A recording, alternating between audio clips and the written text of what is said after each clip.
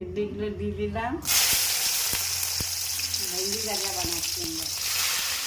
ভিন্ডি ভাজা পেঁয়াজ দিয়ে। ও বাবা, একটা ভিন্ডির আবার মুন্ডি হয়েছে। ভিন্ডি আর ভিন্ডির সাথে মুন্ডি আর নুন দিয়ে বানাবো। হ্যাঁ,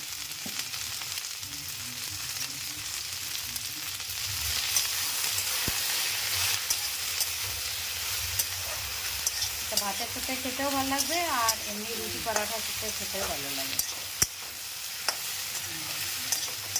ভিন্ডিগুলোকে ভালো করে ধুয়ে শুকিয়ে তারপরে ওটাকে কাটা হচ্ছে।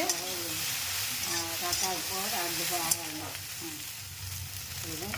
হলুদ দিয়ে নাড়িয়ে নিলাম। এখন এরপরে এটার মধ্যে দেবো আমরা একটুখানি নুন।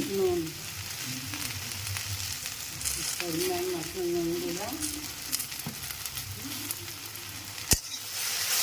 এটাতে আমরা পেঁয়াজও দিব। পেঁয়াজ আমরা ধুয়ে কেটে ছোটো ছোটো কেটে নিয়েছি। না, এখন না, আগে ভাজা হয়ে যাক তারপরে পেঁয়াজটা দেবো পরে, তাহলে একটুখানি কচকচ করে পেঁয়াজটা। এখন গ্যাসটাকে একটু আস্তে করে দিচ্ছি।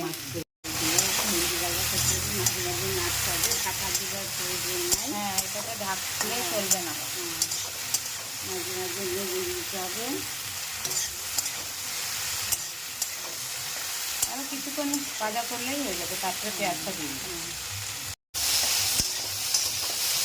অনেকটা হয়ে গেছে, এখন আমরা এটার মধ্যে পেঁয়াজ দিয়ে দেবো। মাঝখানে একটুখানি গ্যাপ করে পেঁয়াজগুলো দিয়ে দিলাম। পেঁয়াজটাকে ভিন্ডি দিয়ে ঢেকে রেখে দেবো। ভিন্ডি ভাজা হয়ে গেল, তার সাথে পেঁয়াজগুলো ভাজা হয়ে গেছে।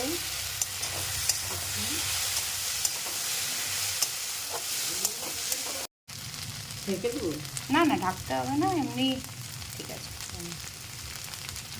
একটু গ্যাসটাকে সিম করে রাখতে হবে, আস্তে আস্তে ভাজা হবে।